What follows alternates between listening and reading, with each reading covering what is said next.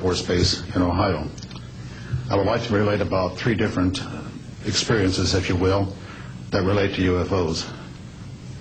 As a young lieutenant over in Germany, Ramstein Air Base, Germany, back in the early 60s, I was in charge of the cryptographic center. I had a top secret crypto clearance at that time, and I can clearly recall seeing a message that went through my crypto center which said that a UFO had crashed on the island of Spitsbergen, Norway, and the team of scientists were coming to investigate it.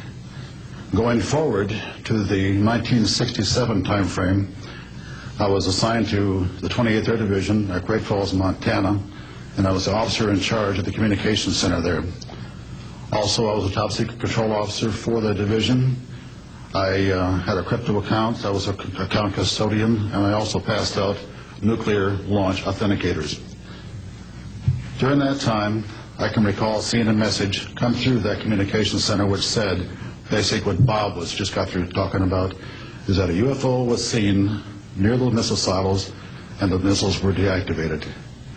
Coincidentally, the person that Boeing sent to investigate the particular missile conditions, if you will, what made them shut down, was my first manager at Boeing, Mr. Bob Kaminsky, who has since passed away. And I can recall him on different occasions. He lived close to me in Auburn, Washington. That's where I'm from. And he said, Arnie, he says, those missiles were perfectly clean. That was the result. So then one last incident concerned when I was as a commander of the unit in Great Falls, or in Castle Air Force Station in Maine. I had contacts with the security police at Loring Air Force Base, and they told about UFOs that were seen near the nuclear weapon storage areas on Loring Air Force Base. And I'd be glad to testify to Congress that this is absolutely the truth. Thank you.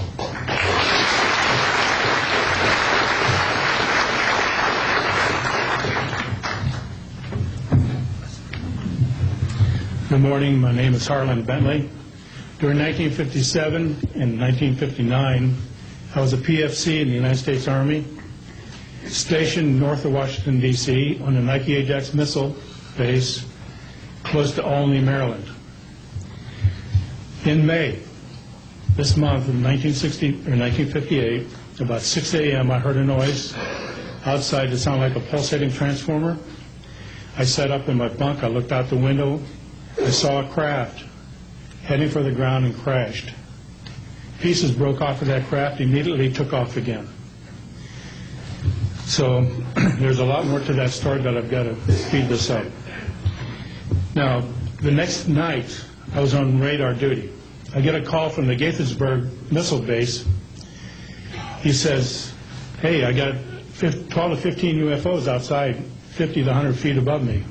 So I asked him, I said, what does it sound like? He took his head mic off, held it out the van window, and said, here.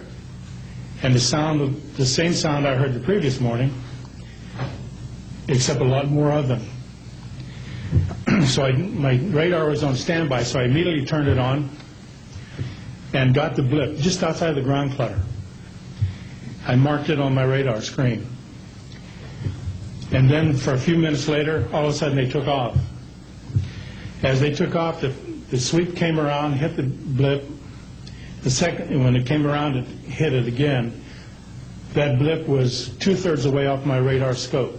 In order to get that far at a constant velocity was 17,000 miles an hour.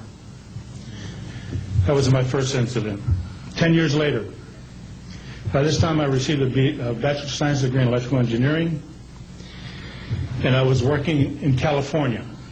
Now, I'm sorry that all I can say is I was somewhere in California working on a classified project that had nothing to do with my experience that I had there. As I was working, and it was like 2 or 3 in the morning, California time, I heard a Houston astronaut communication link, comlink.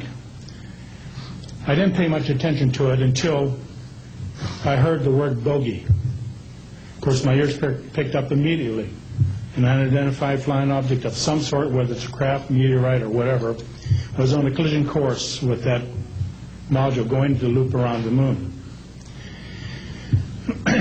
So basically, I listened for some time, and then I stopped and went back to work. And then I heard, there they go. In the astronaut world, for some of you may or may not know this, there's a term called green turtle. And it used to be, I don't know if it is today or not, but it used to be is you're not allowed to use profanity over the net.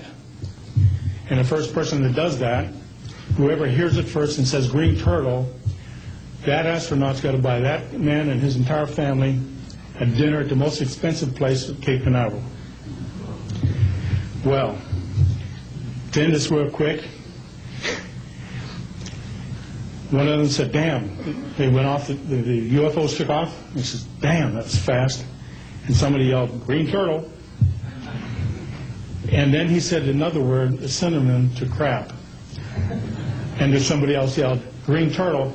And you could see him. He grit his teeth, because now he had to buy 2 expensive meals. And my particular experience, I will testify before Congress if necessary, and explain exactly what happened. Thank you.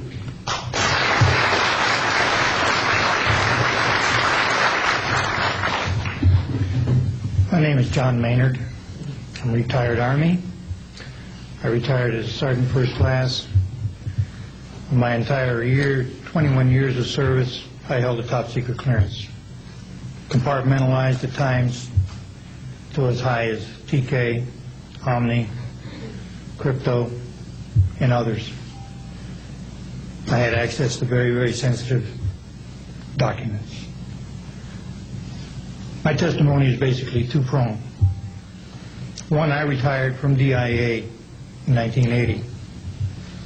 And when as an administrator you take over an office, you take over everything and you sign for everything. And I signed for well over 2,000 documents. In order to sign an inventory of those things, you have to read them. Not word for word, but basically I went through every document to make sure that it was complete. It was there, as they told me, that when I turned my charge over to the next person, the same documents were there. So I got quite a good knowledge of what was going on in those documents, and believe me, there are many, many different references to UFOs. There was also MPIC pictures that shows that it was targeted objects that were casing around. Now, I worked on the SALT 1 and SALT 2 areas for the office that I worked in. So we were taking pictures all the time for verification of nuclear disarmament. And there were some objects in those pictures that didn't belong there.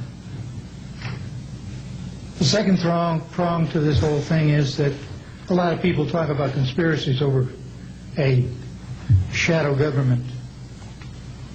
I'm willing to testify before Congress that these black operations do exist.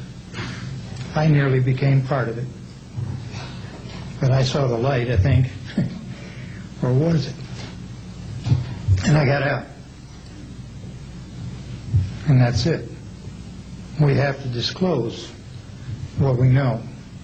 And I am willing to testify before Congress under oath, or before any other organization, that what I witnessed was true.